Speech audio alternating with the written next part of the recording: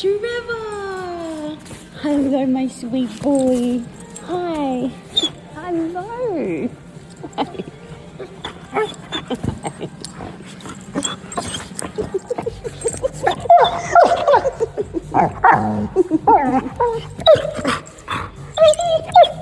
Hi, I missed you.